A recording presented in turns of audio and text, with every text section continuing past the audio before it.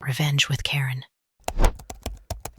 The CEO didn't know my name, but the FDA sure as hell did. 15 years I sat in the same corner office at Argenix Therapies, flanked by 2 humming monitors, a dusty peace lily I kept forgetting to water, and 3 drawers that only opened if you knew the precise wrist flick angle. That was my kingdom. No windows, no glory, just binders, batch logs, and a big red phone no one else ever dared to pick up. Because when that phone rang, it wasn't pizza, it was the feds. People called me compliance like I was a walking checklist, but I was the firewall between their miracle treatment and a criminal indictment. Every consent form, every deviation memo, every patient diary, archived, timestamped, verified. I wasn't flashy. I was correct. They forgot that in boardrooms. That's fine. I preferred it that way. I let the loud ones chase linked in clout and buzzwords, while I quietly made sure we didn't end up on a Dateline special. Cara Brandt once walked past my office, saw my triple-locked file cabinet, and muttered, "Looks like Fort Knox for paperwork." I smiled and didn't explain, because if you have to explain why integrity needs locks, you already lost the plot. Oh, and since most of y'all are just eavesdropping like Cara used to, 93% of you listening haven't subscribed. Do me a favor, tap that subscribe button and toss a like if you enjoy watching karma show up with a clipboard. It keeps the team caffeinated and the stories coming. Now back to the mess. My name's Barbara Mayers, and for a decade and a half, I was the clinical compliance director, the person who made sure every molecule of our $500 million clinical trial was logged, filed, and backed up in triplicate. Think that's excessive? Tell that to the FDA inspector who once failed a startup for misspelling adverse in a handwritten side effect journal. This work didn't allow for typos, let alone egos.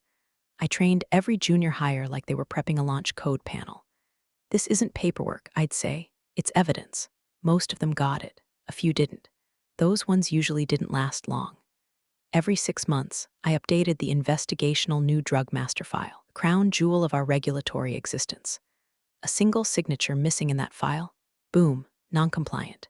You could have the cure for cancer in your freezer, but if your Form 1572 wasn't current, you might as well be selling bootleg vitamins out the back of a strip mall GNC. But like I said, nobody noticed me unless something went wrong. I didn't mind. I kept my head down, checked every box, and stayed off radar. I wasn't interested in company parties or leadership offsites where they handed out stress balls and called it vision. I wanted silence and control. I'd even programmed a script to double-check timestamp integrity on our logs. IT called it paranoid. I called it Tuesday. There was only one thing I didn't prepare for. Her name was Cara Brandt. She showed up with a resume shinier than a new scalpel and an accent that screamed, interned in Boston, and never shut up about it. Freshly minted as the new director of clinical operations, she burst into Argenix like she was auditioning for Netflix docuseries. Bright clothes, loud shoes, a PowerPoint for every breath. I watched her through the glass walls as she pitched efficiency workflows to executives who couldn't tell a protocol deviation from a deli menu. She spoke in bursts of jargon that sounded impressive but made no practical sense. Let's disrupt the regulatory friction paradigm. I swear to God she said that, with a straight face. They ate it up. And just like that, my job became redundant. She said the word like she was scraping gum off her Jimmy Choos. We're modernizing, Barbara, digitizing, streamlining. You've been a rock, but we need to be lighter, faster, less. Legacy fat. Legacy fat. I didn't argue. What's the point in wrestling a pig in the mud? You both get dirty, but the pig likes it. They gave me 2 weeks. No severance, no handshake. Just a download folder titled Knowledge Transfer and a young intern named Dina who asked if the FDA had a Slack channel. I packed slowly. I took only what was mine. A binder of signed Form 1572s, my internal audit logbook, a ZIP drive with 15 years of FDA correspondence, filed under my name, under my login, under my personal contact, because no one ever asked to change it. And before I left, I did one more thing. I opened a blank Word doc, typed one sentence. As of this date, no authorized regulatory official has been reassigned on file with FDA. Printed it, signed it, slid it into my desk drawer with the soft click of closure. I emailed a PDF copy to myself, CC'd legal, and walked out the front door like a ghost who never existed. But ghosts remember everything. Cara Brandt stormed into Argenix like a gender-flipped Elon Musk, with a Pinterest board full of girl boss quotes, and a Bluetooth headset she never actually used for calls. The morning she arrived, someone from HR sent out an all-staff email titled "Welcome, our new change catalyst." Almost choked on my instant oatmeal. She wore hot pink heels to the facility floor, called the centrifuge that spinny thing, said things like, "Let's synergy our compliance culture," in meetings that didn't need her. Within a week, she'd reorganized the entire clinical ops structure into something she called Reg Ops 2.0, which was mostly just renaming shared folders and firing anyone who didn't know how to make a TikTok. My first direct interaction with her was a drive-by. Literally. She breezed past my office, did a quick spin on her heel, and said, "Hey, Barb, love your vintage desk. But quick cue, do we even need hard copies of the site delegation logs? I mean, the FDA isn't still analog, right?" She laughed. I didn't. She waved her iPad at me like it was a holy relic and told me we'd be digitizing the whole clinical process and sunsetting the dinosaur era bottlenecks. I didn't bother pointing out that dinosaur bottlenecks were what kept her pretty little clinical trial from getting torn to shreds by regulators. There's a phrase they use in our industry: good documentation practice. GDP, it's sacred. My binders were scripture. Version of documentation was Dropbox folders named things like trial stuff final v3 really final thisonforial. I wish I were joking. The first time I realized she was replacing me, she wasn't even in the room. I got a calendar decline. It was a standing meeting, Regulatory Audit Readiness Weekly, that I had led for 12 years. Suddenly, I was removed from the invite list. I asked our admin what happened. Cara said, "We're streamlining. No need for legacy processes." Legacy. Again. That word started slithering through the halls like a death rattle. Everyone who'd been here longer than a Netflix account started sweating. And sure enough, 2 days later, I was called into HR, polite voices. False smiles. That weird lemon-scented candle they only lit when firing someone, like Yankee Candle, could somehow disinfect the guilt. "We're phasing out your role, Barbara. Digitizing your documentation. Modernizing compliance protocols." They all talked like they were reading from the same damn script written by someone who'd never filled out a 483 response in their life. Cara sat in the corner with a protein smoothie and didn't make eye contact. I didn't cry. I didn't argue. I listened. I nodded. I let them believe I was fragile. But inside, I was watching the entire machine loosen. Screw by screw. The young associate they paired with me for knowledge transfer spent more time browsing Etsy for desk decor than listening. She asked me if GCP was a new Google service. I told her it stood for Good Clinical Practice. She said, "Oh, cool. Is that like an app?" 2 weeks. That's what they gave me. 14 business days to compress 15 years of federal-level regulatory stewardship into a Slack channel and a Notion page written by someone who still used Comic Sans and headers. I watched batch logs get uploaded without signature validation. Witness lines left blank. Investigators' CVs without dates. A senior CRA deleted a deviation log and said, "It's not that important." They didn't know that every one of those things was a landmine. I did, but I said nothing. I sat quietly in my office that sad little island of order in a rising tide of chaos and packed my things one drawer at a time. My stapler, my audit pens, my backup hard drive labeled in Sharpie with the dates of every major regulatory submission. And in that silence, I realized something terrifying. They didn't even know what they were losing, not because they were evil, but because they were ignorant, willfully so, arrogantly so. And Cara thought she was building something new. But what she was really doing was removing the foundation, brick by brick. She just didn't realize I was the mortar. No cupcakes, no card, not even a lukewarm good luck from the Slack channel. Just a laminated badge deactivated by noon and a guy from facilities knocking at my door like I was late checking out of a motel. "Need help with boxes?" he asked, like he was offering to carry a coffin. I looked around the office I'd spent more time in than my own living room.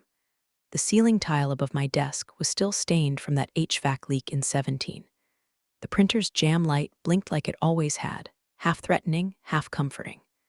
My audit calendar, color-coded down to the hour, still clung to the wall with its little post-it tags like relics from a forgotten civilization.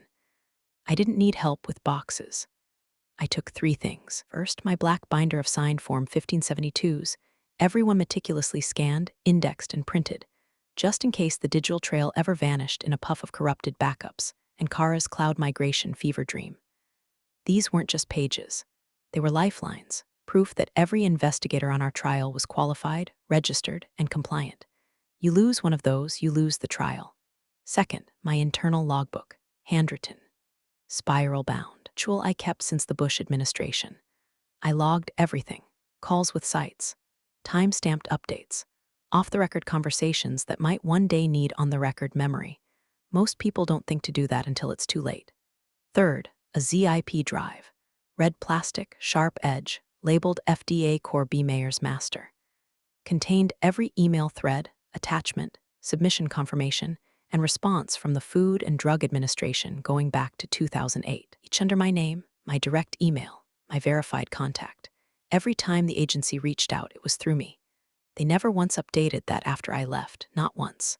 I didn't bring the desk lamp, or the branded mug, or the stupid glass 10 years of excellence plaque someone handed me during a quarterly meeting while reading my name off a note card. Those things didn't matter, not anymore.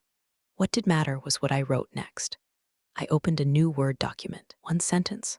No frills, no passive-aggressive jabs, just the truth. Note, as of this date, no authorized regulatory official has been reassigned on file with FDA for IND AXRP3. I bolded it, dated it, signed it, scanned it, sent it from my personal Gmail to my own address, CC'd legal, BCC'd myself again, because I don't trust anyone, especially not in a company that throws away its compliance officer like expired office milk. I even attached a PDF of the FDA's last correspondence to me, with my name clearly printed in the regulatory contact field, just in case someone decided to play dumb in 6 months and say, "Oh, we thought Kara had updated that." She hadn't. I know because I checked the portal one last time before they yanked my access. Still listed, Mayers, Barbara L. Direct contact. Status, active. I didn't leave angry, I left clean. But the bitterness had edges. Not loud, not messy, but surgical, like the cold slice of a scalpel. As I wheeled my cart down the hallway, Kara passed me on her way to some leadership sink. She didn't even pause. Just sipped her green juice and smiled like I was a temp whose contract had ended. To her, I wasn't a person. I was process clutter. That's what made it worse. Because when you reduce a person to a line item, you forget what that line controlled. You forget that somewhere, buried under 1,000 acronyms and shared drives and audit trails, there's one critical point of failure holding your entire regulatory structure upright. And sometimes, that point of failure has a name, and a ZIP drive, and a binder full of signatures. I didn't need to say goodbye. I'd already said everything that mattered, in ink, in signatures, in timestamps. Rest, they'd learn in time. 3 months later, I was pruning my sister's rose bushes with kitchen shears when I saw the headline, Argenx Therapies reports breakthrough results in AXRP 3-phase Roman 3 trial. They even used the word historic. Kara's face was plastered beside the article, mid-laugh, wearing a blazer that probably cost more than my entire severance, not that I got one. The quote beneath her picture read, "With modernized data infrastructure and a lean, agile compliance model, we were able to streamline clinical documentation and deliver ahead of schedule." I snorted so hard I almost dropped the shears. Lean, agile, modernized, they love those words, especially when they think no one's holding the receipt. I clicked through the interview. She bragged about the new paperless ecosystem, the cloud-first filing pipeline, something she called a proactive audit-neutral strategy, which, aside from sounding like something from a management cult, was basically code for we stopped keeping hard copies and prayed no one would notice. The market noticed. Stock jumped 12%. Analysts gushed. One article compared her to a regulatory visionary. Another said she had ushered in a new era of decentralized oversight. I laughed so hard I had to sit down, because while Kara was polishing her LinkedIn profile and planning the text talk she'd never be invited to, the actual regulators were very, very quiet. Too quiet. You see, when your phase Roman 3 trial concludes and you're submitting final data for review, the FDA usually responds within a very specific window. There's an unspoken rhythm, document goes in, acknowledgement comes back. Always, unless something's wrong. Weeks passed. Then came the query, innocuous-sounding email. One of those bland, bureaucratic phantoms that floats in like smoke and smells like gasoline. Please confirm the current authorized regulatory contact for IND-AXRP3. Now, if they'd updated the master file like they were supposed to, this email would have gone to Kara or whoever she'd thrown under the bus by now. But they hadn't. So the FDA sent it to the last known email they had, mine, which, of course, bounced, because Kara, in all her agility, had deactivated my company address before ensuring the federal file had been updated. Strike one. The FDA sent a follow-up to the general inbox. Legal scrambled. A junior analyst tried to answer but got stonewalled because his name wasn't authorized. Strike two. Then came the formal letter. Notice of intent to inspect. All documentation associated with trial AXRP3, including investigator qualifications, source data logs, and Form 1572s, will be reviewed in accordance with CFR 312.68. That last part, that's government speak for we're coming and we're bringing flashlights. Inside Argenix, the panic started as a whisper, an email chain, a Slack thread, a confused meeting. Then someone went to look for the 1572s and found the first one unsigned. Then 10 more. Some were digitally saved, but missing witness initials. Others were scanned upside down, with entire pages unreadable. A few had been overwritten completely by newer versions with no version control. And one was literally just a JPG of a coffee-stained document with a signature cut off at the bottom.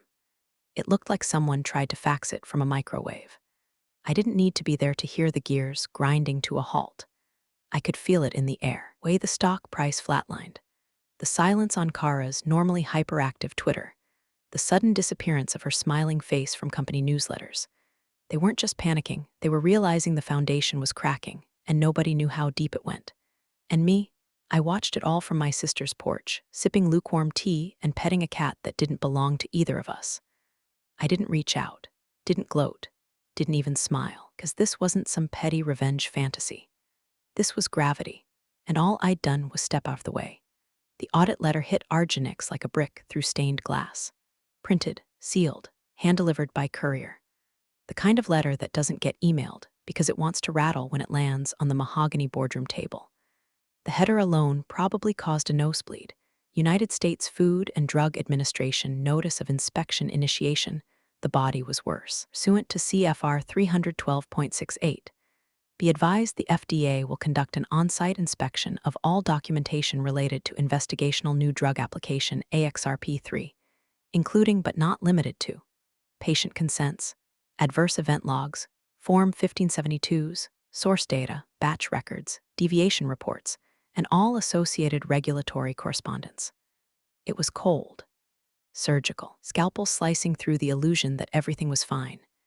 Now, if Kara had done the bare minimum of her job, the absolute kindergarten level of transition protocol, the FDA would have already had a new point of contact.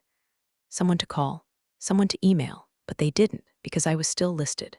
Me, Barbara L. Mayers, regulatory contact of record, and my email gone. The FDA had tried the general inbox. No response. They called the front desk, got patched to someone in procurement. When Kara tried to call them herself, flustered, probably sipping another $18 green juice while dialing from her Audi, they redirected her. We cannot discuss this matter with unauthorized parties. Please have the designated contact of record respond directly. She tried again, this time with legal on the line. Same result. As per our records, Barbara Mayers is the only authorized regulatory contact for IND-AXRP3. All inquiries must go through her. That's when the panic reached terminal velocity. Legal finally did what they should have done the day I walked out. They pulled the master file, and there it was.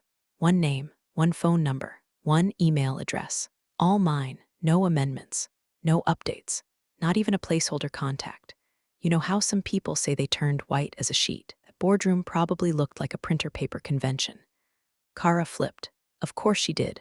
Blamed the system's migration. Blamed the intern. Blamed legacy protocol friction, whatever the hell that means.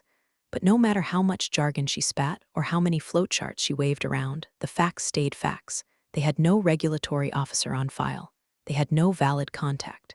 And the FDA was on their way. Now, she had bothered to read my final memo, the one I sent to legal, remember? The one with my single bitter sentence? She would have seen the warning spelled out in black and white. But they didn't read it, or they skimmed it, or they deleted it with a shrug because, hey, Barbara's gone. We've got this. The audit countdown began. 7 business days. Inside Argenix, it must have looked like a fire drill in a burning building. Department heads clawing through half-finished folders, associates Googling FDA inspection, prep like it was a last-minute vacation. IT scrambling to restore email backups that hadn't been touched since the Bush administration. And me, I was off-grid. No email, no LinkedIn, no forwarding address in the system. Just my landline out at the farm, which I don't answer unless you're bleeding or holding pie. The first call came to my sister's phone. Unknown number. She let it ring. Then a LinkedIn message to my nephew. An actual letter arrived, registered mail. From Argenix. Inside, Dear Miss Mayers, we hope you are well. We would greatly appreciate your assistance in resolving a time-sensitive regulatory matter. Please contact our legal department at your earliest convenience. No apology. No ownership. Just the corporate version of Hey Bestie, you up? I let it sit on the kitchen counter next to a half-eaten apple and a stack of coupons, because here's the thing no one in that shiny office full of buzzwords ever grasped. If you make someone invisible for long enough, eventually they learn to live that way. And when the lights go out, when the panic sets in, when the only lifeline left is the person you erased, they don't always rush to pick up. The agents showed up on a Tuesday. 3 black SUVs, tinted windows, park inside the curb confidence, walked in wearing windbreakers with the FDA seal on the back, and that particular kind of silence that makes corporate blood run cold. No warning, no smiles, just badges, clipboards, and gloves. They sealed the facility first. Bright red stickers slapped across biometric doors. Restricted, under federal review. Techs were escorted out mid-assay. One poor guy still had his nitrile gloves on when they walked him to the parking lot. Then the data servers tagged every rack, cataloged every drive, and cloned entire directories to encrypted USPs, while IT hovered nearby, sweating through their branded polos. Within 2 hours, the building had flipped from a bustling biotech darling to a crime scene wrapped in compliance tape. Patient logs were missing witness initials. Source data was found edited without proper version control. Batch logs had gaps so wide you could fly a drone through them. An investigator's file listed a signature from a physician who had died a year before the trial even started. It wasn't sabotage. It was negligence, and it was everywhere. The agents weren't angry. That was worse. They were polite, efficient, like this was routine, which it was for them, not for Argenix. The CEO stormed into the legal wing like a man with his tie caught in a paper shredder. How, he shouted, slamming a folder onto the table. Hell, did we not know this? Legal didn't answer at first. They didn't have one. Kara was already there, arms crossed, lips pressed so tight they looked stapled shut. When the question repeated, she finally spoke. We digitized everything. The system was supposed to be centralized. Dina handled most of the onboarding. Dina's a temp, someone snapped. Kara blinked. She was trained on the new structure. Forwarded PDFs into Dropbox and misspelled half the file names, muttered someone from QA, eyes glued to their shoes. Silence. Then legal pulled up the master file again. Still one name. Still one phone number. Still Barbara. Kara leaned in, read it, and for the first time since she'd floated into Argenix on a cloud of jargon and charisma, she looked small. I thought, she started, then stopped. She didn't know. She never knew. Master file wasn't in her workflow redesign. It wasn't in her glossy onboarding deck. It wasn't in any of the buzzword-bloated training she gave her team, because it never occurred to her that the old guard, the so-called legacy fat, was the only thing keeping them out of federal prison. The CEO sat down, hard, like the realization knocked the wind out of him. Everything they'd built, $500 million in projected valuation, 3 years of trials, investor confidence, press buzz, balanced on a single compliance structure held together by a woman they discarded like expired toner. And now, with the FDA inside the building and the stock price nosediving like a bird shot mid-flight, they had no choice but to say it out loud. We need Barbara. Somewhere, room full of people who'd once ignored my emails and rolled their eyes at my SOP enforcement were suddenly flipping through every document they could find with my name on it. Old memos, training guides, signed compliance checks. Some probably even pulled out that final note I wrote, the one no one had read. As of this date, no authorized regulatory official has been reassigned on file with FDA. I didn't sabotage a damn thing. I didn't cut corners. I didn't hide files. I didn't loop in whistleblowers or drop hints to the press. All I did was leave and let gravity do its work. Because the funny thing about the rules, they don't stop mattering when you ignore them. They stop protecting you. My phone rang during Judge Judy. Not the show, mind you, an actual judge named Judith who plays cribbage with my sister on Wednesdays and brings over these criminally addictive butter cookies. We're mid-hand when my old flip phone buzzed like a dying bee on the kitchen counter. I glanced at the screen. Blocked number. I let it ring. Voicemail. 30 minutes later, another call. This time, it buzzed and vibrated, urgent. I picked it up mostly to stop the noise. Barbara Mayers speaking. I heard the clatter of a conference speakerphone. Papers shifting. A cough. Then the voice of Alan Ricks, Argenix's general counsel. I'm on like a man who'd spent the last 72 hours chain-chewing Tums. Barbara, thank you for taking our call. You're on with myself and Mr. Hallstrom, the CEO, the same one who once asked me if GCP stood for Great Clinical Progress. A real scholar. I said nothing. Let them fill the silence. Alan cleared his throat. We're hoping to clarify your current involvement in the AXRP3 submission. I didn't move, didn't blink, just reached into the drawer, pulled out a laminated printout, and read the line verbatim. Per FDA record, Barbara L. Mayers is the designated regulatory contact of record for investigational new drug application AXRP3. I let the words hang like wet laundry.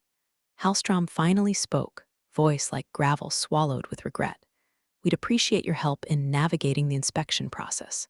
It seems there were some oversights. On our part. Almost laughed. Oversights? That's what they were calling it now. I glanced over at Judge Judy, real Judy, who nodded as if she already knew how this was going to go. I'm willing to help, I said. Pause. Alan exhaled. That's excellent.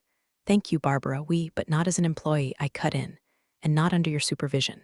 Another silence. I continued, calm as a sunrise. You'll issue a 12-month consulting agreement. Remote work. No relocation. Operate independently. You'll triple my last salary, backdated to the day of FDA notice.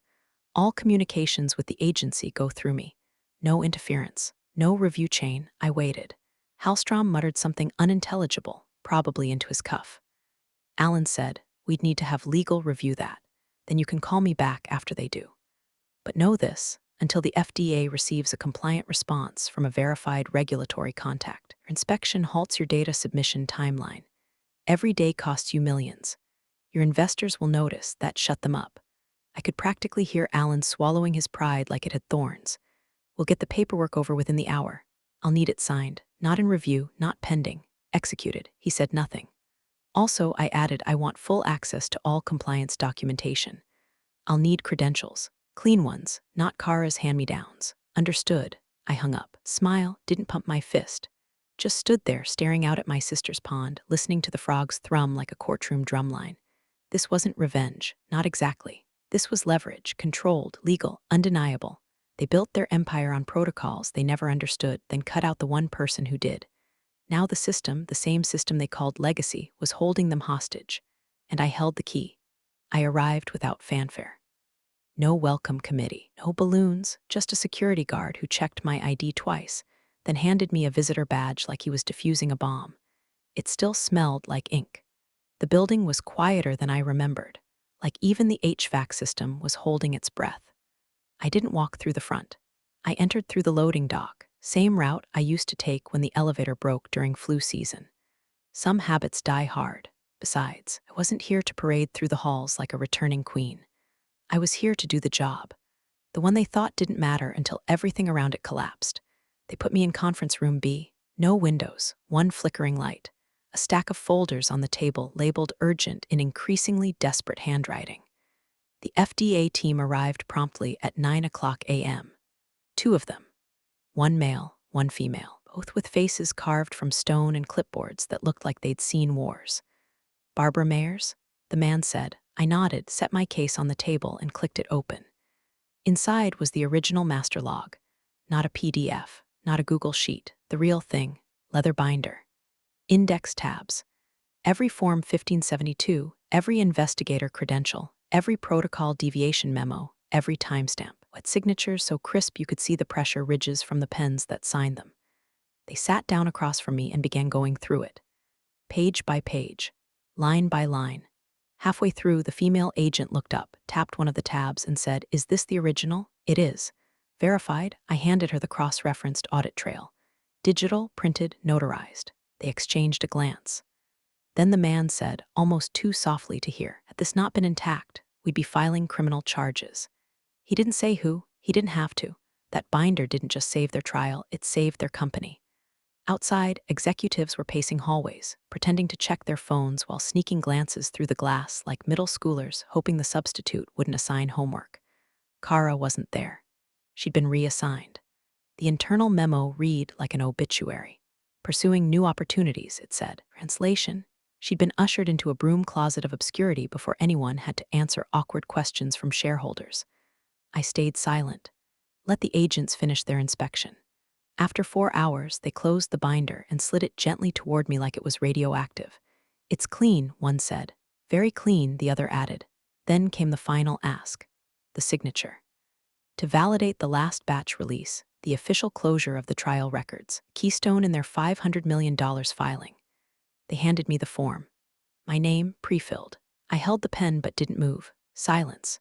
You could feel it pressing against the walls. I looked around the room, at the agents, at the legal rep sweating through her blazer, at Alan staring at the floor like it might open and swallow him. Then I said, evenly, "You understand, this signature makes everything that's happened before this real. Official." They nodded. I paused. Let it land? Because they needed to understand something no investor pitch, no agile modernization, no digital migration could fake. This wasn't just about ink. It was about stewardship, about knowing what every box meant, not just checking it, about doing the damn job even when no one's watching, especially then. My work wasn't just important, it was irreplaceable. I signed, full name, no abbreviation, no flourish. And in that moment, the weight shifted. Room exhaled. And I took back everything they thought they'd taken from me. They sent over the contract first thing the next morning. 12-month term, triple pay, remote, no interference, full authority on all regulatory matters. They even included a clause that gave me final say over document revisions, something I'd asked for as a joke, and then circled in red when they didn't blink. The CEO's signature was already on it, right above the line where, 6 months ago, he'd signed Kara's promotion paperwork. I signed slowly, not for drama, for precision, the kind that leaves ink grooves so deep they survive litigation. Then I walked back into the building I'd once called a second home. No badge scan, no ID photo, just a temporary visitor pass handed over by a receptionist who now said my name with reverence instead of indifference. The mood inside had changed. The fake cheer was gone. Curated energy. All those colorful post-its and motivational wall decals Kara insisted on, peeled down, replaced by a nervous, humming silence, the kind that settles over a place right after it survives a Category 5 reckoning. I passed by teams I used to train. Now they looked up from their screens as I walked by, nodded. No more smirks. No more, "Oh, Barbara, you're so old school." Just quiet respect, kind you only get once they realize you were the firewall all along. Kara's nameplate was gone. Her office, empty. Chair slightly askew like someone had left in a hurry or been asked to not come back. No farewell email, no LinkedIn announcement. Just a vacuum where all the noise used to be. I stepped inside. Same glass walls she once used to showcase her leadership style. I took a moment to scan the space. Desk still smelled like the citrus cleaner they overused. Her vision board gone. The ring light for her Zoom calls unplugged. Then I placed the signed form 1572 dead center on her old desk. The same desk where she'd once told me, "The FDA doesn't care how we do it, as long as it looks clean." I pulled a sticky note from my binder. Wrote 6 words. FDA doesn't accept assumptions. Neither do I. No smiley face. No signature. Just fact. I stuck it to the top of the form and turned toward the door. On my way out, I paused in the lab, my lab, the one I'd watched grow from a 2-room operation to a sprawling compliance maze. The air still smelled faintly of ethanol and ambition. A young analyst caught my eye. She nodded, nervous, grateful. I nodded back. That was enough. I didn't need revenge. I didn't need an apology. I didn't even need them to say my name in the next town hall, because they'd already said it. In the contract. In the master file. In the stunned silence when the FDA nodded and said, "Clean." I walked out the same way I came in. No noise, no fanfare. Just the echo of everything I built still holding the walls up behind me. You're the real stars of the corporate jungle. Thanks for watching. Hit subscribe, or I'll flick the switch on your old cubicle memories.